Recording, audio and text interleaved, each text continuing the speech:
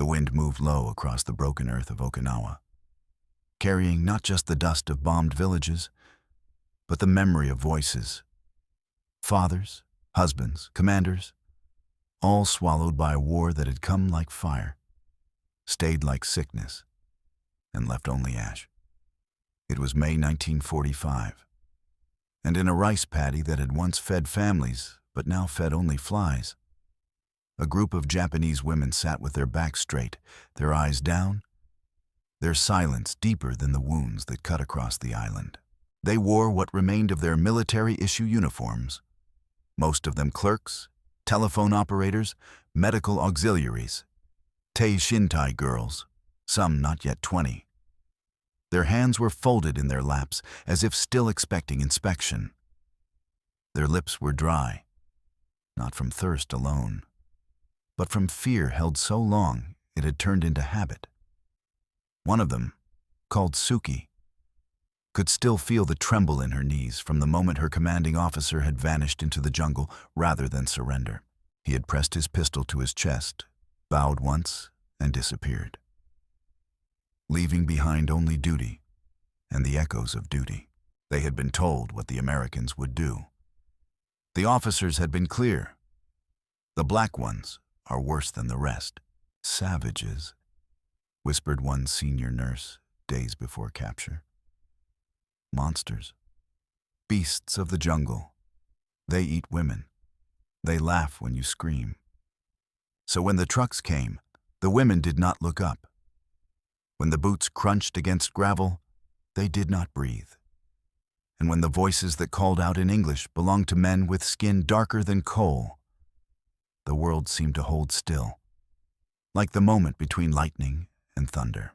These were not the white-skinned GIs from the posters they had seen dropped from airplanes. These were tall, broad-shouldered men, black Americans, moving with quiet precision. Their uniforms were neat, their expressions unreadable. One carried a box of water canteens, another, a clipboard, a third, a brown paper sack that smelled faintly of sweet bread and chocolate. Suki dared a glance upward. Her eyes met one of theirs. She expected hunger. She expected cruelty. She expected the gaze of a wolf staring at cornered prey. What she saw instead was tiredness. A man's eyes that had seen too many dead, marched too many miles, buried too many friends. His name patch read Jackson. He adjusted his helmet and looked away, not dismissively, but with something more dangerous than hatred, indifference. And yet, not a single hand reached for a weapon. Not a single laugh erupted. No one touched the women. No one even approached within arm's length. They were given water. They were given rice. They were spoken to. Not barked at, not shoved, but spoken to, as if they were still people. And still they said nothing, because silence had been safer than speech, because every breath risked making them visible, because no story they had ever been told prepared them for black men who offered them food without punishment. The sky that afternoon turned copper with dust. The sun hung low and heavy, like a blood-orange wound refusing to close. The smell of scorched earth lingered in everything. But as Private Jackson knelt beside a small girl hiding behind her mother's legs, he did something none of them understood. He reached into his jacket, pulled out a chocolate ration, half-melted, wrapped in silver, and offered it to the child. No words, just an open hand.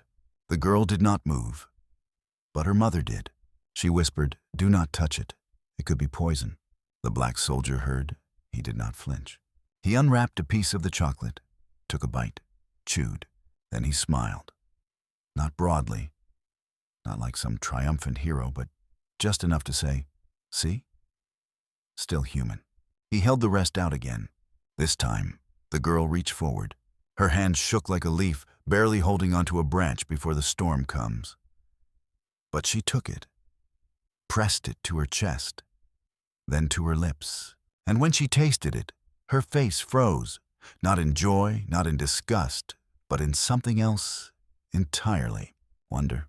The kind of wonder that comes not from receiving something sweet, but from the collapse of a lie so deeply planted. It had shaped the way you looked at the world. The girl whispered, "Why would the enemy feed us?" No one answered. Not her mother, not the guards, not the wind. But in the silence, something cracked. Not a bone, not a rule, but a certainty. The certainty that had been fed to them in lessons, in leaflets, in the voices of men now long gone. The enemy was supposed to be cruel. The enemy was supposed to be unclean. The black enemy was supposed to be worse than all. And yet, she was still alive, still holding chocolate, still breathing warm air.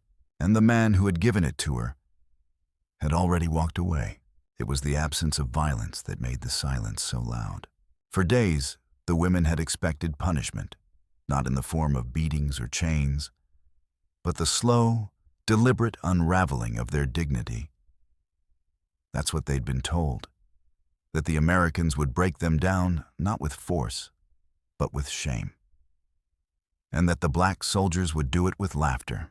But now, they sat behind the wire of a makeshift holding camp, hastily set up on the southern edge of Okinawa, near the ruins of Naha. The camp was made of wood, canvas, and contradictions. Rows of stretchers became cots. Helmets doubled as wash basins. And the guards, those dark-skinned giants they had feared, moved like clockwork. Steady, precise, unbothered by the stares of women who didn't yet have the language to name their confusion.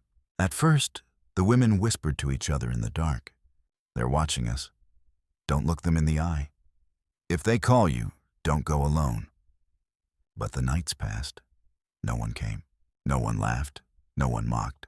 Even the guards' voices, deep, low like thunder across the plains, never rose. They spoke English in short, clipped commands, mostly to each other.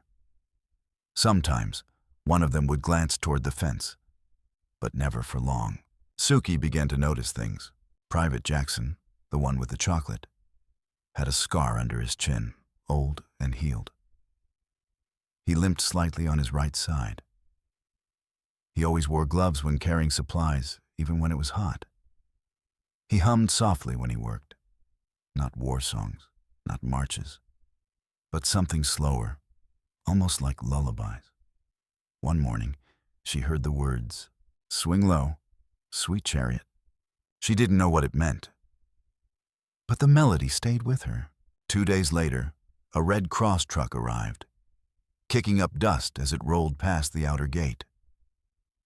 A white nurse stepped out. She had clipboard authority, efficient steps, a face sunburned pink. But it wasn't the nurse that startled the women. It was what the truck left behind.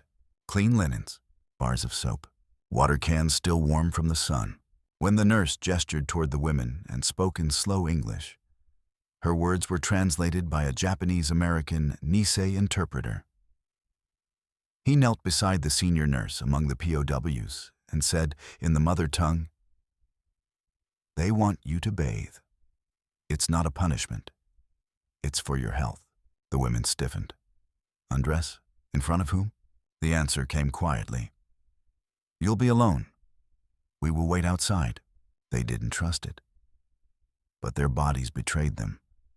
Aching, sticky, coated in the filth of ruin and fear. So they obeyed. One by one, they stepped into the tent, where water buckets had been lined up and screened by canvas. And for the first time in weeks, they washed. Suki wept when the soap touched her skin. It wasn't just the warmth, though that was sacred. It wasn't just the privacy, though it felt like a blessing stolen from the battlefield. It was the way no one had shouted. No one had grabbed her. And when she emerged, still drying her hair with a towel too soft to be real, she looked up and saw Jackson again, leaning against a crate, his helmet tilted back, sipping from a tin cup. He didn't look at her. He looked at the sky, and for the first time, she wondered what he had lost. Had he left family behind? Had he seen his brothers die? Was his home far from here or near? What did the war take from him? In school, the teachers had told her that black people were barely human. Servants, slaves, uncivilized shadows of the Western world. But this man, this soldier, carried himself with a dignity deeper than pride. He did not look like a shadow. He looked like stone, carved by fire and time, weathered but standing. That night, the whispers changed. They didn't touch us. The towels were warm. I think one of them smiled at the child today. And from someone, maybe the girl with the chocolate, maybe Suki herself, came a new whisper. They are not what we were told. That phrase, spoken low but heavy, spread like smoke through the barracks. The next morning, as the sun rose golden through the haze, the women stood for roll call. Their names were read, not yelled. Their postures relaxed, slightly. And the guards? They stood nearby, their weapons slung casually. One of them, not Jackson, but another, broader and younger, sneezed from the dust. Suki startled. He chuckled, wiped his nose, and said to no one in particular, "Okinawa air ain't for me, man." Another soldier laughed, and just for a moment, the women saw it. Humanity reflected back at them in laughter, in discomfort, in sweat.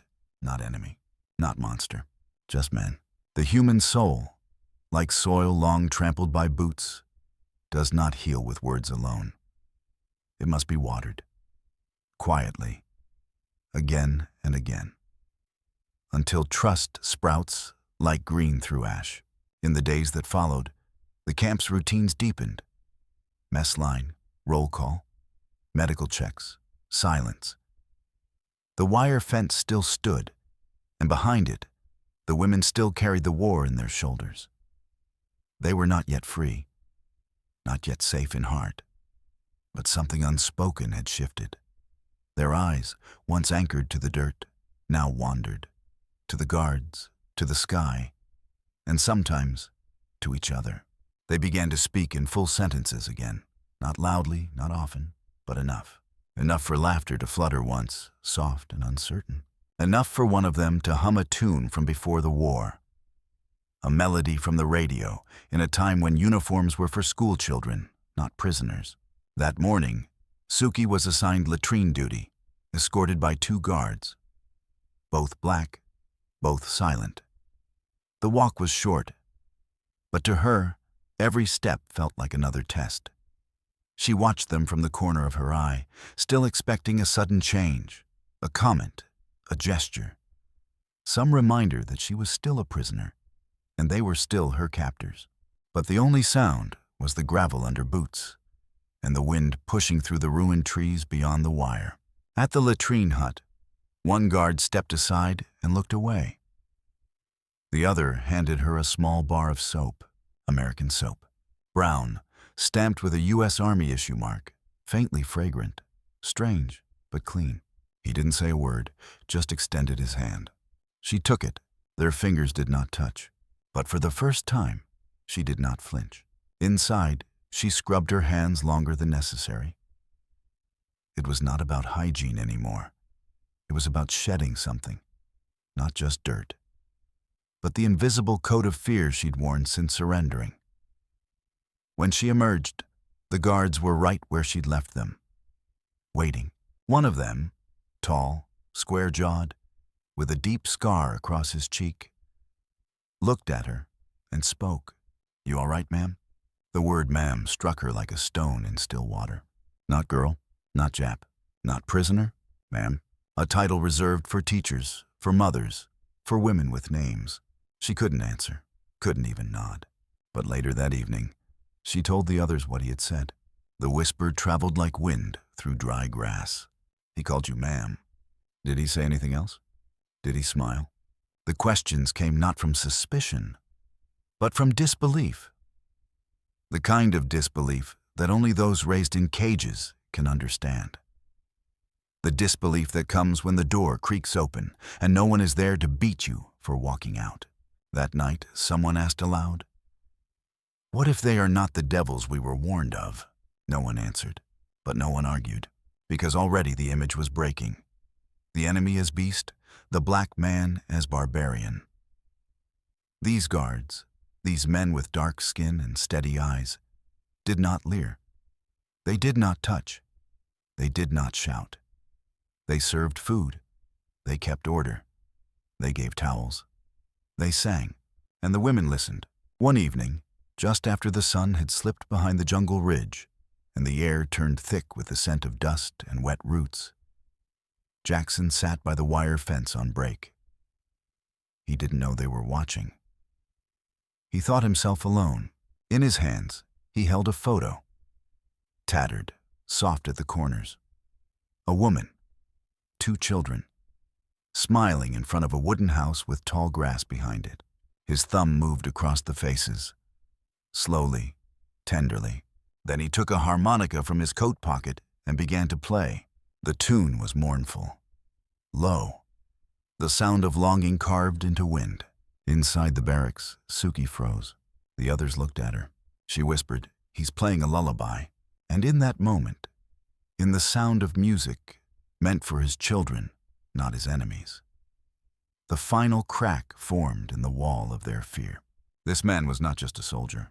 He was a father, and he missed home. The next morning, something unexpected happened. A girl, no more than 12, too young to have been a nurse, likely the daughter of one, stepped up during breakfast and bowed to Jackson. Not deeply, just a nod, quick, shy. He looked at her, puzzled. She held out something in her hands, a small, folded paper crane, made from a scrap of camp inventory sheet. He stared at it for a moment, then took it. No words were spoken. None were needed. In that exchange, origami for music, fear for dignity. The distance between them shrank, not by command, but by choice. And still, the wire fence remained. But the shadows between the souls on either side of it, those were beginning to soften. In every war, there comes a moment when the uniform becomes only cloth, and the eyes begin to tell the truth. That moment had begun to arrive. The women no longer avoided looking at the guards. Something within them had begun to shift, not just from fear to safety, but from suspicion to recognition. They had watched long enough now to see that these men did not act like demons, nor did they carry themselves like the monsters described in lectures and war bulletins. Their movements were calm, their posture still alert, but never threatening, and most disarming of all, they had eyes that mourned. Suki had learned to read eyes early in life, as many wartime women had. She could tell when a man meant danger without a word. She could tell when a commander had lost hope, even as he barked orders. But the eyes of these black American soldiers were harder to decipher. There was something behind them, something heavy, not directed at the women, but carried within. One afternoon, as the sky grew yellow with heat and wind, the camp was visited by a white officer. He was brisk, pale, and polished, his boots clean, his accent Southern. The guard stiffened when he arrived, standing taller, saying "Sir," without inflection. The women watched through the fence. The officer pointed, issued instructions, then walked past the barracks without glancing inside. But something about his presence turned the air thick. Even from across the yard, Suki could feel it. The men, especially Jackson, were quiet after he left, tighter in their movements, less relaxed. It was the first time she'd seen Jackson's shoulders drawn that way, not in fear of the enemy, but as though defending himself from something behind his own lines. That night, Suki sat awake longer than usual. Through the barrack cracks, she could see the guards' campfire beyond the wire. A few of them sat around it. Jackson was there. Another soldier, broad and bald, had his hands folded over his knees. They weren't laughing. They were talking, voices low and steady, passing a cigarette between them like a peace pipe. Their conversation drifted occasionally into the camp's still air. "He don't like us being this close to him. Thinks it'll confuse the Japs." Let him be confused. Maybe that's the damn point. Still, They act like we don't bleed same as anyone else. Suki didn't understand every word, but she understood tone, and she understood when pain spoke through clenched jaws. In the darkness, it struck her. These men, too, were outsiders in their own army. Not enemies, not officers, not conquerors. Just men trying to be seen, just like her. The next morning, the guards were quieter, but not colder. When one of the women fell sick, a fever from days without proper hydration, Jackson called for the medics without delay. The girl was taken to a Red Cross tent, where she was treated by an American nurse. When she returned 2 days later, she was thinner, paler, but smiling faintly. She tucked me in, the girl whispered. She brought me broth. The others listened. Suki closed her eyes and remembered her own mother's hands. It had been years since they had touched her. Later that day, the guards brought fresh laundry.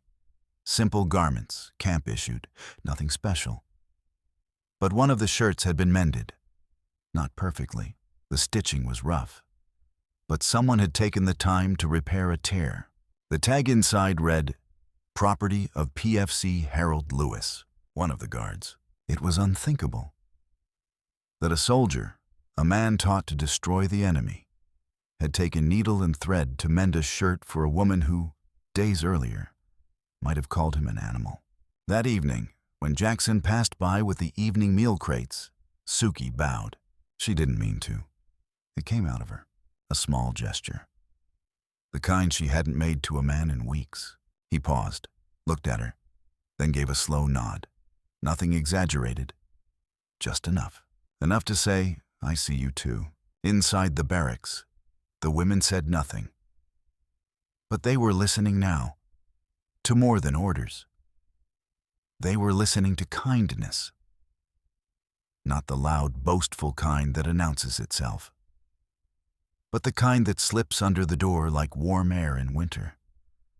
The kind that folds a shirt, shares a melody, mends a memory. They began to see the difference between a uniform and a man.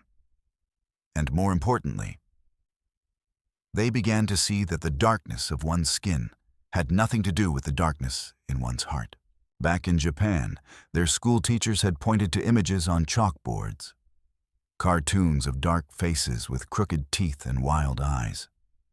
These, they had been told, are the Americans who will rape and devour you. But here, now, under the Okinawa sun, those lies dissolved like fog before morning. The men who had been painted as beasts were the only ones who had looked at them and not seen prey. Before the war, many of these women had known rituals. Morning bows, tea on Sundays, a quiet respect for things properly folded, linens, uniforms, silence. But war strips rituals from the body like bark from a tree. What remains is raw wood, exposed, scarred, waiting for warmth or rot.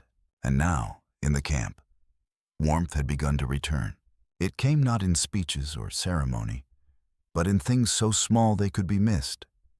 The way a meal was handed over with both hands, or how the guards turned away politely when the women adjusted their hair or clothes. These were not acts of pity. Pity had eyes that looked down. These men looked level, straight, as if they were saying, "We know you've been through hell, but we're not here to carry your shame." That week, the camp received a shipment of fresh supplies. Alongside military rations came something else.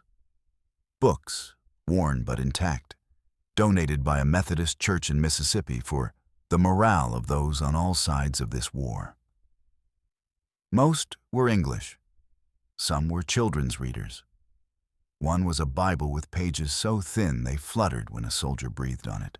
It was Jackson who brought them into the barracks. He didn't speak. He just set them gently on a crate and nodded once before stepping back outside. Suki stepped forward. The others followed slowly, unsure.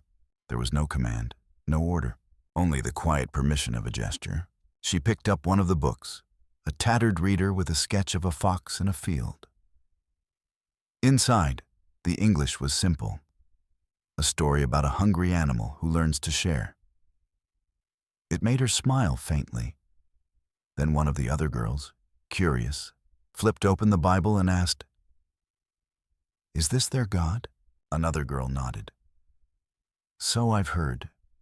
They say he forgives everyone." Suki ran her fingers along the paper. "Even enemies?" The girl hesitated, then whispered, "Even them." That afternoon, something changed. A few of the women sat outside, just along the inner fence, watching the guards play a game during break. It involved a ball, a lot of shouting, and even more laughter. Jackson didn't play, but watched from the shade, sipping water. Occasionally, someone passed him the ball. He'd hold it in one hand, smile, then toss it back without rising. One of the women, Aiko, once a schoolteacher in Sasebo, tilted her head and said, "I thought beasts didn't play." The others chuckled quietly. Suki said, "Beasts don't smile like that." "Beasts don't read books either," someone added. The jokes were soft, almost scared of their own existence. But they were jokes nonetheless. The kind of jokes that come not from cruelty, but from disbelief that kindness could appear where fear once lived. Later that evening, as the sun dipped below the jungle's edge, something rare happened. Music, not the mournful harmonica this time, but something richer. A phonograph. The guards had borrowed it from a nearby supply depot. They placed it near the campfire and took turns winding it. The music crackled and swayed. Jazz full of brass and breath. The kind that painted the air in color, even if the world was still black and white. The guards didn't dance, not really. But one began to tap his boot. Another snapped his fingers. A third clapped quietly, off rhythm but with spirit.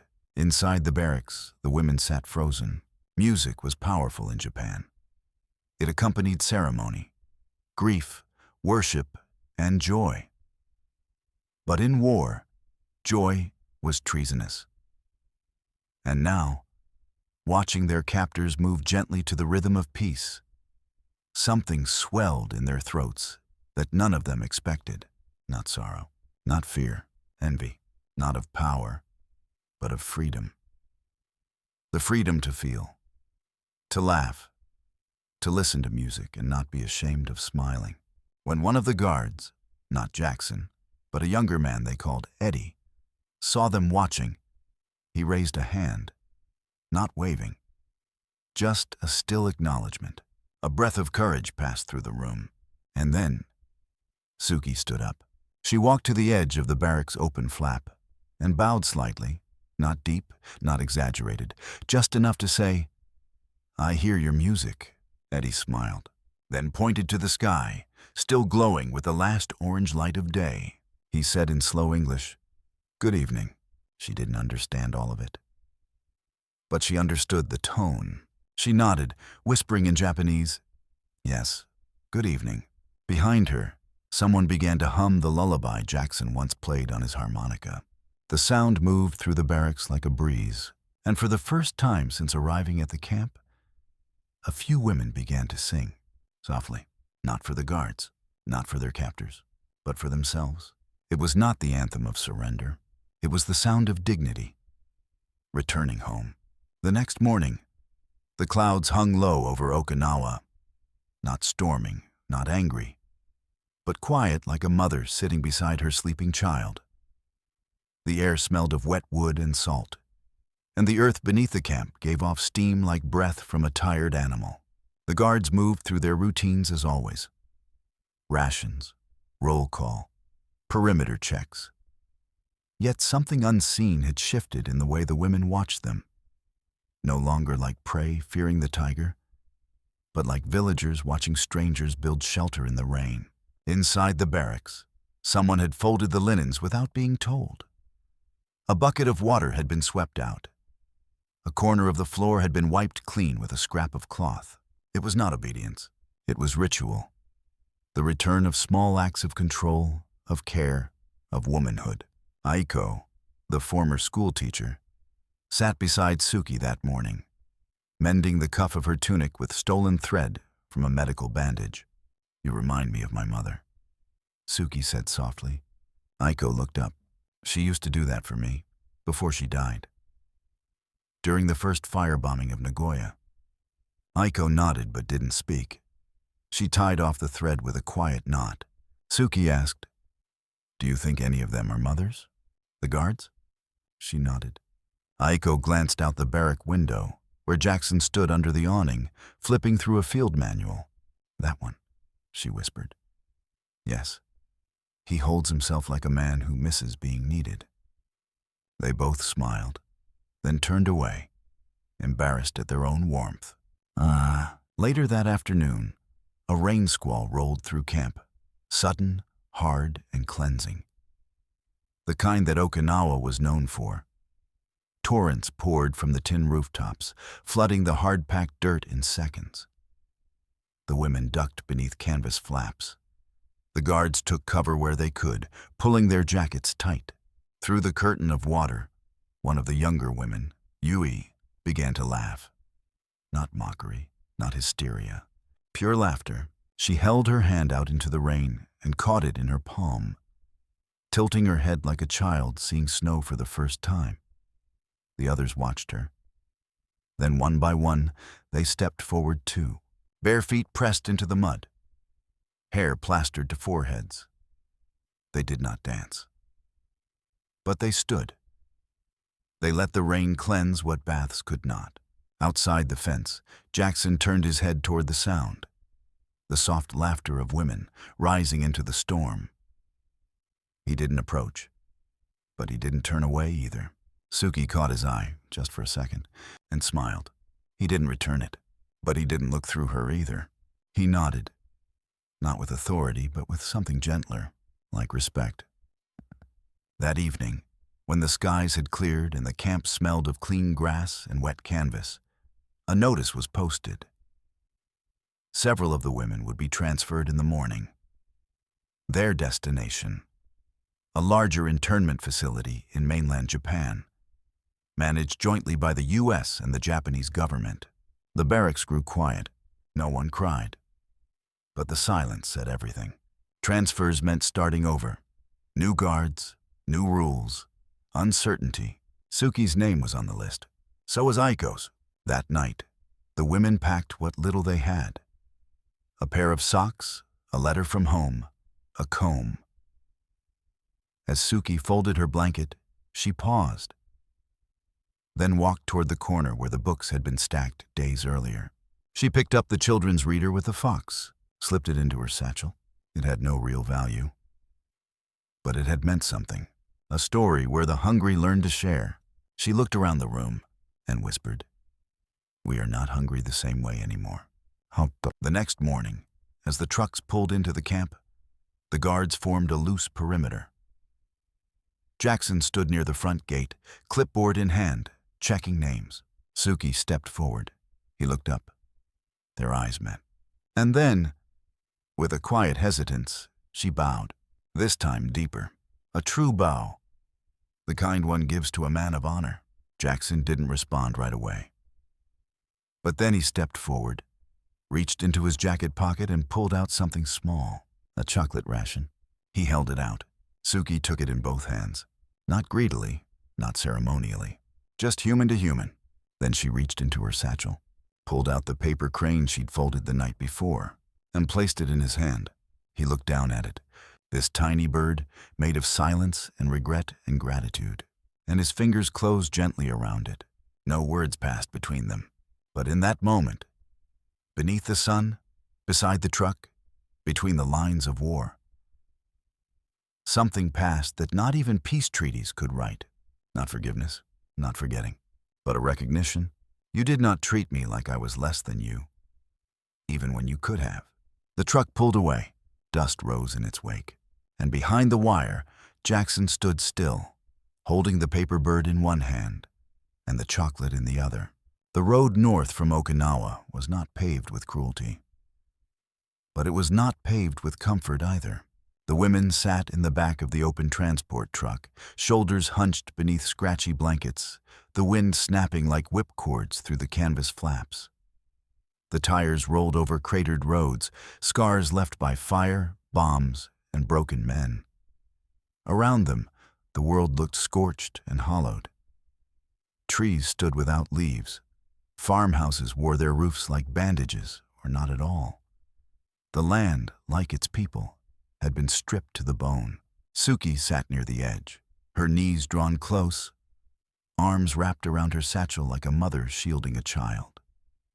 Inside it, a book with a fox on the cover, a folded handkerchief, and a chocolate bar she had not yet eaten. She wasn't sure if she ever would.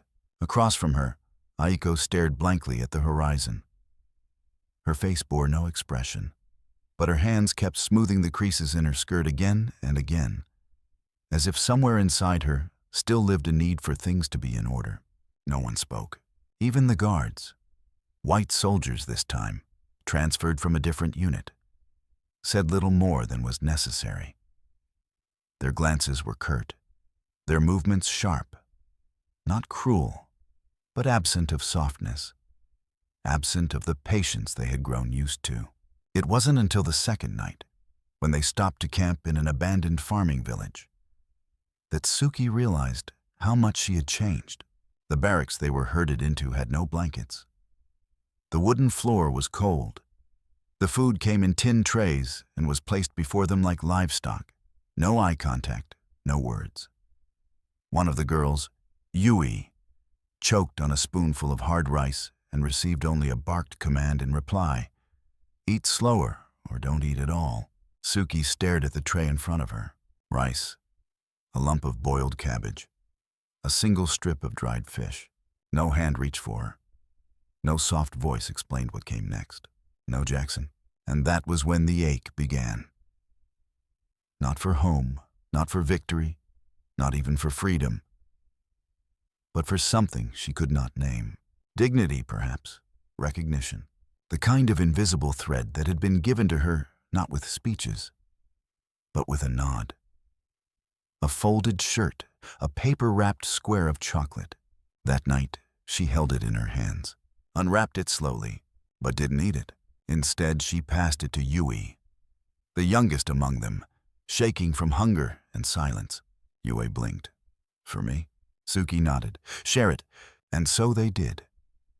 A dozen women, heads bowed in a tight circle, broke the square into equal pieces. No ceremony, no tears. Just hands, just mouths, just survival, softened by memory. The next morning, they were marched to the train station. The train was military gray, dull, and soot-covered. Its interior reeked of metal and old sweat. But it had seats, windows, and as the wheels began to turn, Suki stared out the window and saw a woman, bent, barefoot, hunched over a garden of weeds, trying to plant something in the dust. Hope, she thought.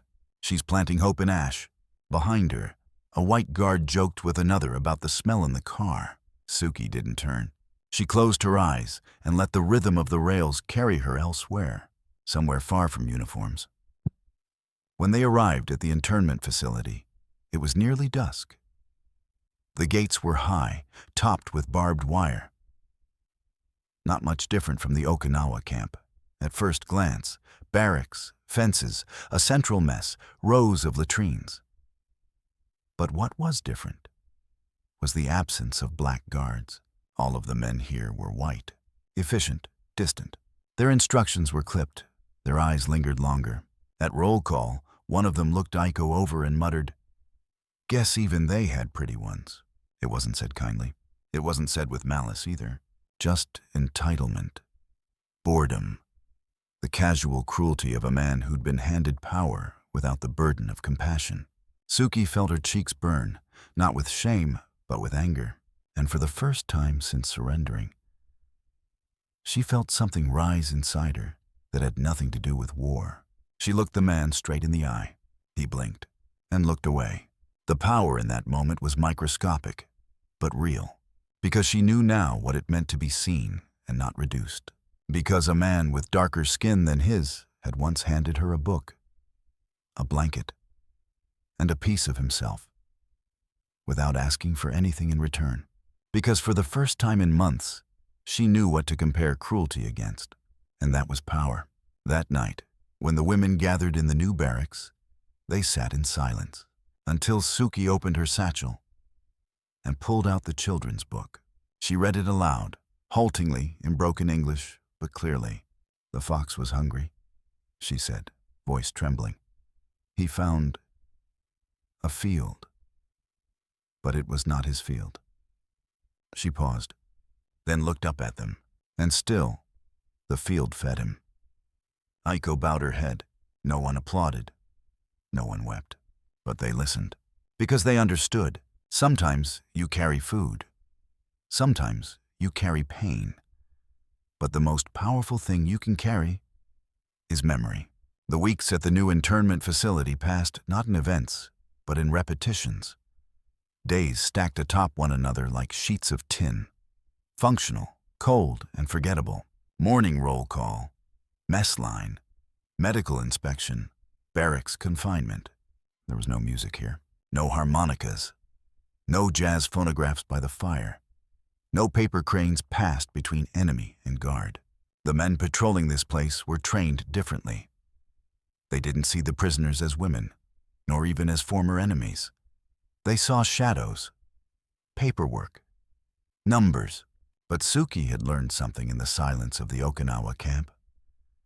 Something unteachable in school, unspoken in interrogation rooms. When you've been seen once as a person, you never forget how it feels. And you begin to notice every time it is missing. One morning, as the women were herded out for latrine duty, a new transport truck arrived at the gates. A dozen young American soldiers climbed down. Some looked no older than high school boys, pale, wide-eyed, wearing gear too large for their frames. Among them was one man Suki didn't expect to see, a familiar figure, tall, steady, dark-skinned, Jackson. For a moment, the air stopped moving. The sun burned through a slit in the clouds and found his face.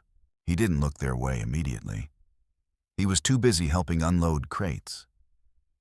But when he finally turned toward the inner yard, his gaze swept across the line of Japanese women and paused. Their eyes met. He didn't smile, but he nodded.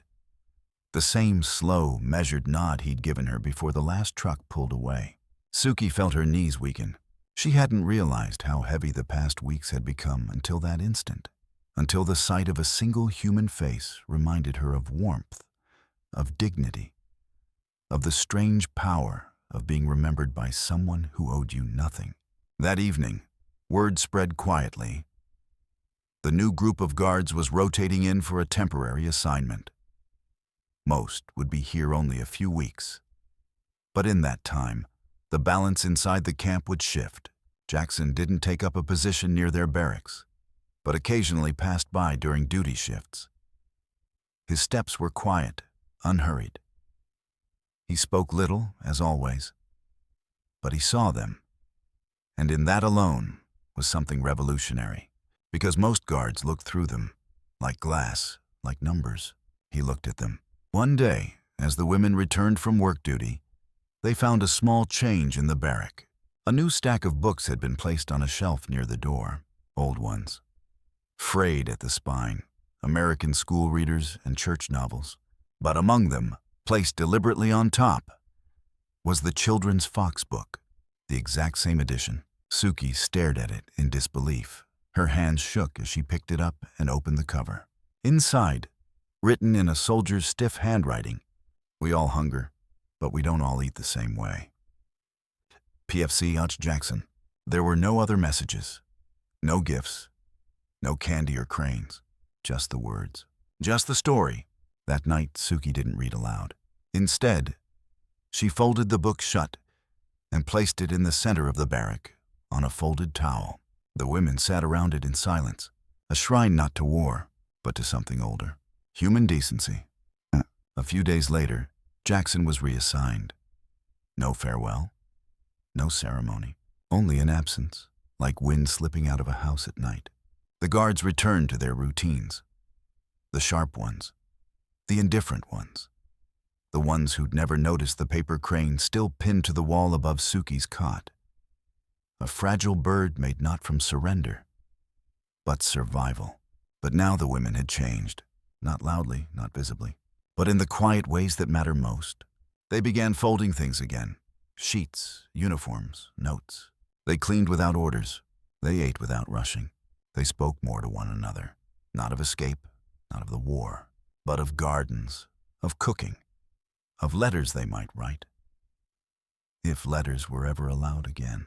And sometimes, as the sun set, Suki would trace the edge of that small book with her fingertips, and hear again the soft hum of a man with a harmonica, playing for no one but the ghosts who followed him.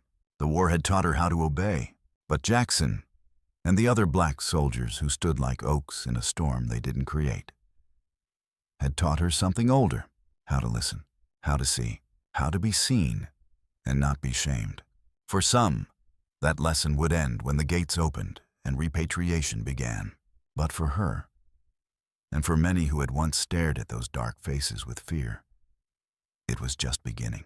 It was early autumn when the notice came, typed in cold, angular English, then translated into formal Japanese and posted without ceremony on the barrack walls.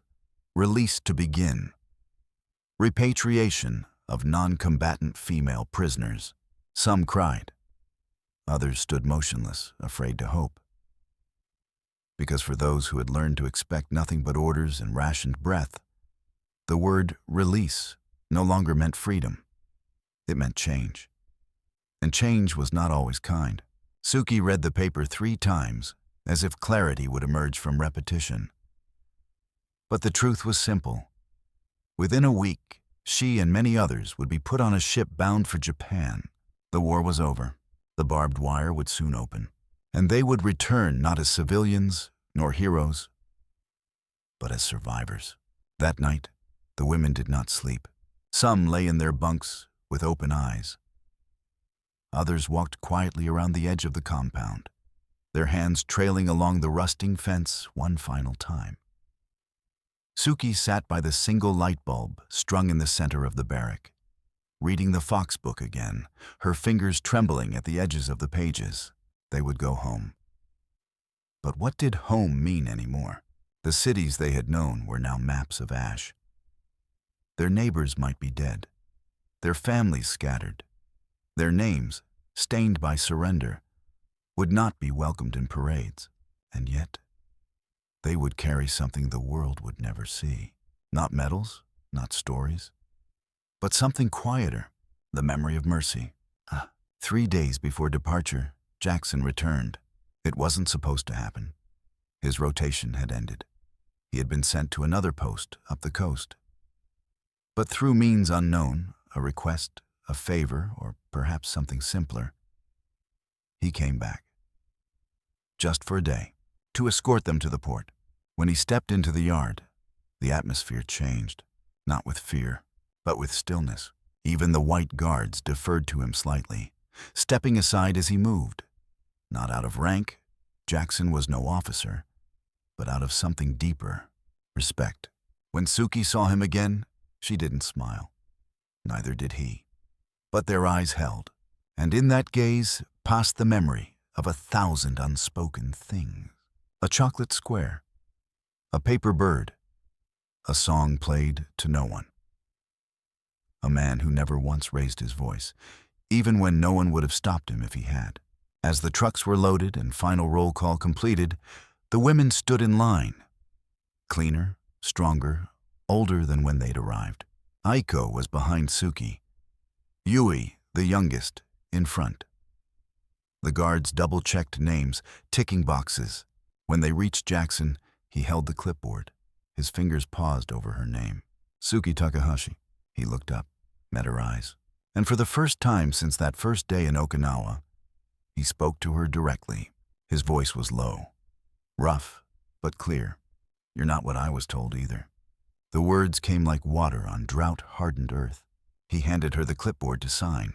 As she returned it, Her hand touched his. Briefly, unintentionally. It was the first time they had ever made contact. She didn't flinch. Neither did he. Then he reached into his coat pocket, pulled out a folded sheet of paper, pressed it into her palm. No explanation. He stepped back. The guards called for the next name. Suki climbed into the truck. As it rumbled away, she waited until they were past the camp gates, past the wire, past the watchtower that once seemed taller than the sky. And then she opened it. It was a poem, typed on an old military typewriter. Clean, simple, just 8 lines. You were not my enemy, though the war said you were. You were hungry, like me. Tired, like me. We did not choose the flags. We only carried them. And still, you bowed. She folded it slowly, carefully, and placed it between the final pages of the Fox book, a bookmark, for a memory no history book would ever write. At the port, before the women boarded the vessel, they were each handed a small Red Cross packet, soap, bandages, a blanket. Some were given used shoes. Others, a stamped ration card that would mean something once they reached Yokohama. As they ascended the gangplank, a nurse asked each of them in slow, clear English, "Do you want to go home?" Most nodded automatically. But when it came to Suki, she paused. She looked at the sky, then down at her hands, hands that had once folded fear into silence, now holding pages and ink. Hands that had shared food, bowed with sincerity, and touched another not with violence, but grace. Finally, she said, "I think I already began." The ship pulled away from Okinawa slowly, its iron hull cutting through the sea like a blade through silk. The island shrank behind them, not with drama, but with the same quiet inevitability as breath leaving the body after a long vigil. Suki stood at the rail and watched the waves pass beneath her. She had not said goodbye to Jackson. Not truly, but she hadn't needed to. What had passed between them did not require farewells.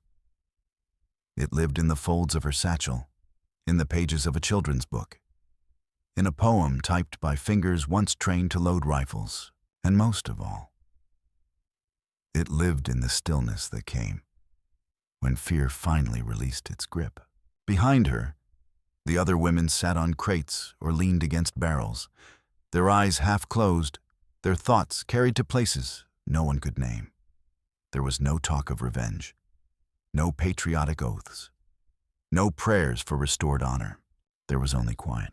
But it was not the silence of war anymore. It was the silence of soil, the kind that follows fire and rain and loss, but waits for seeds. 2 weeks later, they arrived in Japan. What greeted them was not celebration, but grayness.